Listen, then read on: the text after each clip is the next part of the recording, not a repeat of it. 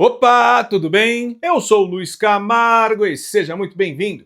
Nesta terça-feira, a primeira turma do STF concluiu o julgamento do chamado Núcleo 4 da trama golpista, impondo penas a 7 acusados de difundir notícias falsas com o suposto objetivo de favorecer um golpe de Estado.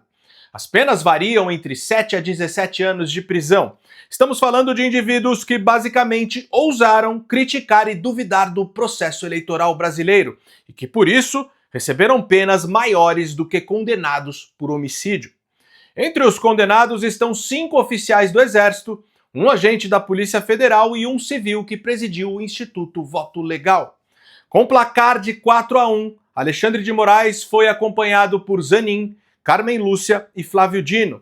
Mais uma vez, Luiz Fux destoou, votando pela absolvição total dos réus e reconhecendo que houve injustiças no julgamento do golpe que jamais aconteceu. Ao reconhecer que meu entendimento anterior, julgamos muitos casos, embora amparado pela lógica da urgência, incorreu em injustiças que o tempo e a consciência já não me permitiam sustentar. O meu realinhamento, pois, não significa fragilidade de propósito, mas firmeza na defesa do Estado de Direito. Já Moraes, ao encerrar a sessão, afirmou que atacar as urnas não é liberdade de expressão, mas crime. E avisou que em 2026 a Justiça Eleitoral vigiará de perto os discursos e informações nas redes. Traduzindo, Moraes encerrou fazendo o que sabe melhor: rasgar a Constituição e intimidar a sociedade. Primeiro criou um crime inexistente no Código Penal, depois anunciou sem pudor que no próximo ano pretende ampliar o aparato de censura e perseguição digital. No entanto, Luiz Fux, com seu voto, mais uma vez acabou com toda a farsa. Mostrou a diferença de um juiz de carreira que segue a lei para advogados de porta de cadeia que seguem aspirações políticas. Mas existem 2 movimentos que exigem nossa atenção.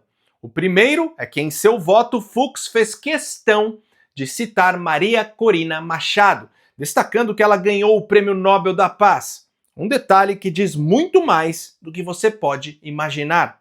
Ainda mais se tratando do único ministro que não teve seu visto cassado pela Casa Branca. O segundo movimento é que Fux pediu oficialmente sua transferência da primeira para a segunda turma do STF. Ao fazer isso, o ministro não apenas muda de cadeira, ele muda o jogo. Na segunda turma, Fux estará ao lado dos ministros indicados por Bolsonaro, André Mendonça e Cássio Nunes Marques. Essa decisão já é vista nos bastidores como um cálculo estratégico, que pode, inclusive, colocar Bolsonaro na disputa eleitoral de 2026, já que Fux é o relator do recurso que pede a anulação da decisão absurda do TSE. E são justamente esses 2 movimentos que desencadeiam efeitos explosivos contra o regime que vamos analisar com mais profundidade no vídeo de hoje.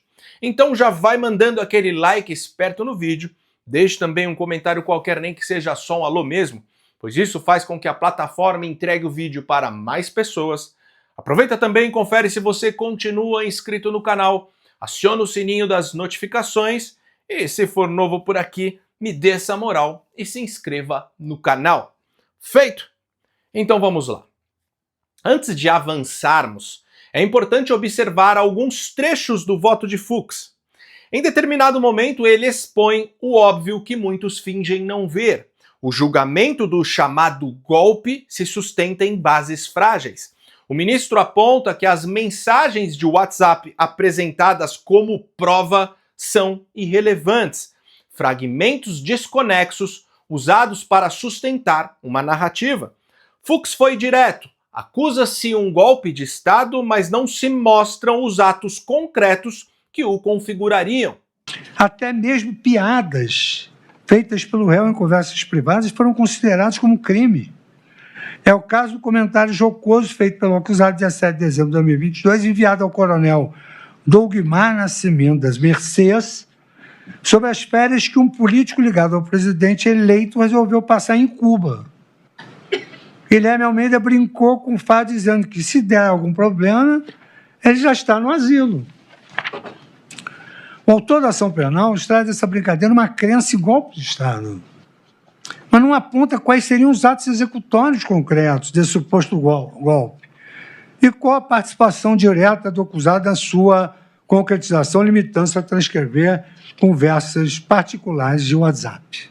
Em outro trecho, o Fux deu um tapa na cara do comunista Flávio Dino, que, assim como Moraes, considera crime duvidar do resultado das eleições. Como se sabe, Vossa Excelência sabe também, eu sei também, não se trata da primeira vez que um candidato à presidência provoca o TSE contra a regularidade das eleições.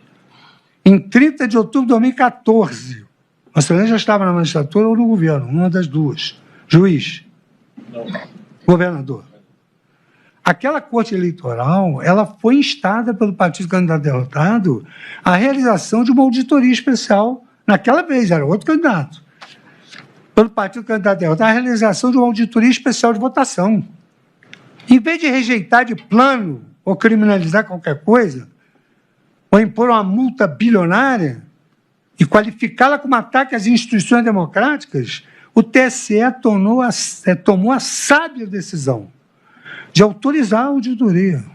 Se eu não me engano, eu acho que eu estava no TSE. Eu estava. E, posteriormente, apresentado seus resultados à sociedade, indicando não ter sido encontrada nenhuma fraude. Esse caso que Fux citou foi quando, em 2014, o Aécio Neves, candidato do PSDB, partido que Alexandre de Moraes era afiliado, entrou com uma ação no TSE para auditar o resultado das eleições que ele havia perdido para Dilma. Inclusive, o próprio Flávio Dino também já questionou as urnas e o processo eleitoral. Um ano atrás, como relator da reforma eleitoral, parecia premonição, eu dizia, acolhendo uma proposição do PDT, de que havia necessidade de aprimorar o sistema de urnas eletrônicas no Brasil. E essa eleição, a qual eu vivenciei um ano depois, quer dizer, um ano atrás eu já pensava assim. E hoje tive a oportunidade, não gostaria de ter tido, mas tive a oportunidade de ser vítima de um processo que precisa ser aprimorado, precisa ser melhor auditado, precisa ser melhor acompanhado, que é o sistema das urnas eletrônicas. Como é que se dá a votação eletrônica? Mas Fux foi além. Completamente sem filtro, fez um questionamento sobre as urnas considerado proibido pela polícia do pensamento.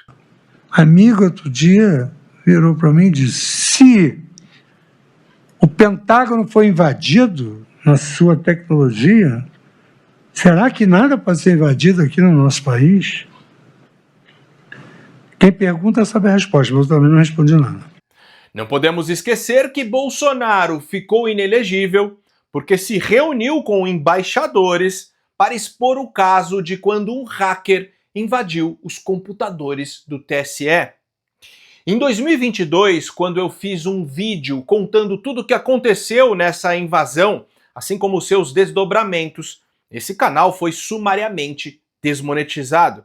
Depois de quase 3 anos de luta, a monetização voltou. Ainda assim, vai levar um tempo até que o canal recupere o fôlego financeiro que tinha antes da abrupta desmonetização.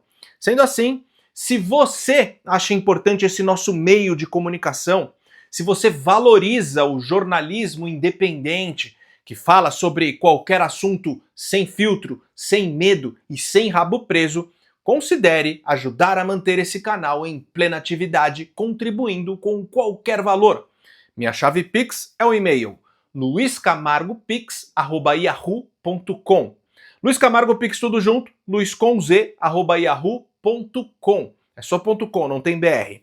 Tenha sempre em mente que se não fossem mídias alternativas como esta, hoje para saber o que está acontecendo no país estaríamos completamente reféns da Globo.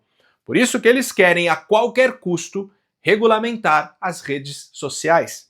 Se desejar, dê um pause aí no vídeo para fazer a sua contribuição, que eu ficarei imensamente grato. Bom, vamos retomar. Agora vem aquele que para mim é o ponto alto do voto do Fux, quando ele cita Maria Corina Machado, ressaltando que ela se manifestou de forma contundente contra as diversas suspeitas que pairavam sobre as eleições da Venezuela, convocando a população para, com ela, fiscalizar o andamento de todo o processo eleitoral, constatando assim que houve fraude no pleito. Guardadas as amazônicas diferenças do contexto brasileiro com outro país recentemente citado, até porque consta da declaração à imprensa divulgada pela Fundação Nobel que o governo venezuelano tem sistematicamente suprimido a oposição por meio de fraudes às eleições, persecução legal e prisão, o que não tem nada a ver com o sistema brasileiro. Mas a verdade é que uma manifestação contundente fora feita pela política Maria Corina Machado. Maria Corina Machado, que legou, efetivamente, uma lição sobre a importância das iniciativas da sociedade civil na fiscalização do processo eleitoral, a fim de que este seja sempre transparente e goze de legitimidade perante o povo. Naquele país, o regime incumbente impediu até a candidatura dessa senhora nas eleições presidenciais de 2024. Mas, ainda assim, a ativista logrou mobilizar milhares de voluntários por todo o país para fiscalizar os locais de votação e documentar a contagem de votos. Essa iniciativa pacífica descortinou para a comunidade internacional os vícios do sistema venezuelano, que não tem nada a ver com o Brasil, o que só foi possível pela coragem de pessoas do povo que arriscam as suas vidas e liberdade em prol dos princípios democráticos. E aqui, senhor presidente, trago um argumento que eu acho que ele é bastante importante. O que se pretende realçar é que o reconhecimento conferido por esse prêmio, que certamente não seria conferido pela prática de um crime, teve um papel essencial para os cidadãos na construção de uma democracia vigilante, em constante aprimoramento, inclusive tecnológico. Há um aprimoramento tecnológico, nós podemos chegar amanhã depois a várias outras conclusões, por meio do engajamento cívico no debate público sobre o certame eleitoral. Essas diferenças amazônicas entre o processo eleitoral da Venezuela e do Brasil se limitam única e exclusivamente à tecnologia das urnas. Pois, pasmem, enquanto o Brasil ainda usa as urnas de primeira geração, a Venezuela usa em seu processo eleitoral as urnas de segunda e terceira geração que imprimem uma segunda via do voto para a conferência do eleitor. Segunda via essa que é automaticamente depositada em uma outra urna física. Então, em caso de desconfiança do resultado gerado pelo software da urna eletrônica, pode-se fazer uma nova contagem pública através dos votos impressos. No entanto, para fraudar as eleições, Maduro precisou deixar o processo eleitoral de lá, semelhante ao do Brasil. Vamos entender. Na Venezuela, depois de somados os votos, cada centro eleitoral emite uma ata eleitoral, que equivalem aos boletins de urna no Brasil. Só que na última eleição, apenas 30% das atas foram disponibilizadas para a conferência. E todas as atas que foram divulgadas mostravam uma vitória esmagadora do candidato da oposição, apoiado por Corina, Edmundo González. Além disso, estranhamente, o site do Conselho Eleitoral da Venezuela saiu do ar após 80% da contagem das urnas, precisamente quando Edmundo González liderava a eleição. Maduro alegou que a queda do site foi provocada pelos opositores, acusando-os de terrorismo cibernético. Com base nas atas disponíveis, a líder da oposição, Maria Corina Machado, afirmou que González venceu com 70% dos votos. Contudo, os resultados oficiais divulgados pelo CNE, que é o TSE da Venezuela, apresentaram uma evidente inconsistência, somando 132,2% no total, uma vez que 8 partidos teriam ficado com o mesmo percentual, 4,6%, o que é matematicamente impossível. E como se não bastasse, um servidor do CNE, encarregado da contagem, publicou uma selfie no centro de informática, revelando inadvertidamente em todas as telas a esmagadora derrota de Nicolás Maduro em vários estados. Porém, depois de 7 dias do fim das eleições e por conta da pressão internacional, o presidente do CNE, enfim, entregou as atas eleitorais ao Supremo Tribunal de Justiça do país, que, como a gente sabe, foi totalmente aparelhado pelo chavismo.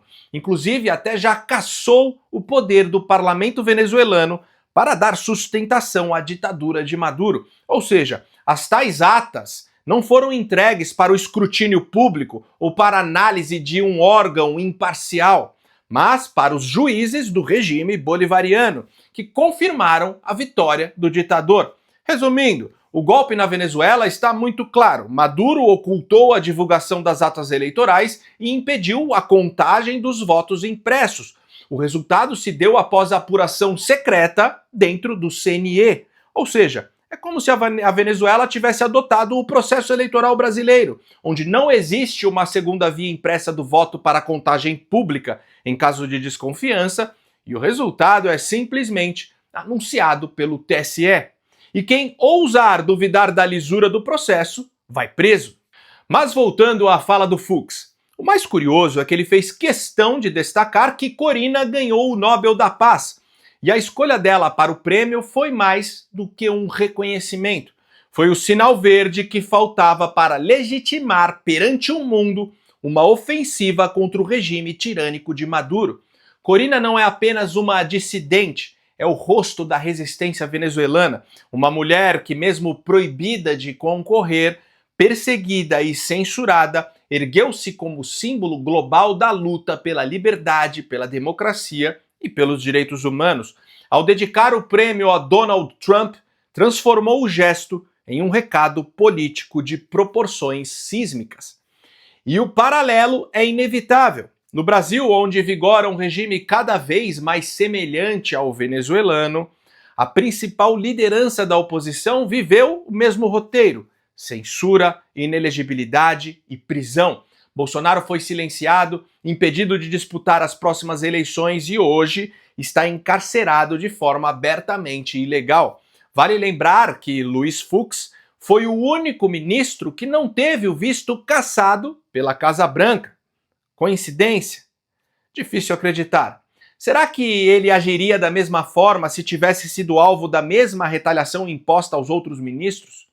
Ou será que Washington já antevia sua utilidade em expor o ativismo judicial brasileiro e, por isso, o poupou estrategicamente? Há ainda quem diga que a exclusão foi um gesto calculado, uma forma sutil de pressioná-lo a cooperar. Seja qual for a resposta, uma coisa é certa: nada nesse tabuleiro acontece por acaso. E seguindo essa esteira, Fux pediu oficialmente sua transferência da primeira para a segunda turma do STF. Falta ainda o aval do presidente da corte, Edson Fachin, mas o recado já ecoou pelos corredores de mármore do Supremo. Mais do que uma simples troca administrativa, o gesto de Fux soa como o primeiro passo de uma força-tarefa moralizadora dentro da corte, um núcleo de resistência ao domínio do ativismo judicial que tomou conta do tribunal nos últimos anos. A mudança vem logo após o confronto direto com Gilmar Mendes, que criticou duramente o voto de Fux a favor da absolvição de Bolsonaro e o seu pedido de vista em um processo que envolve Sérgio Moro, caso em que o próprio Gilmar é parte interessada. O embate expôs fissuras profundas no Supremo e deu contornos quase políticos ao gesto do ministro. Agora, na segunda turma, Fux dividirá espaço com André Mendonça e Nunes Marques, uma combinação explosiva que isola Gilmar Mendes, criando uma maioria capaz de devolver a lógica e equilíbrio às decisões penais. É nas turmas, e não no plenário, que se decide o destino de pessoas reais, habeas corpus, nulidades, revisões, e quando o sorteio escapa das mãos de Moraes, o roteiro muda. Fux não busca confronto, mas estratégia. Sai da solidão do voto vencido para se tornar o fiel da balança. Cada HC concedido, cada prisão revertida é uma faísca de racionalidade, um retorno à justiça que segue a letra fria da lei, em meio a um tribunal que opera por aspirações políticas e ideológicas.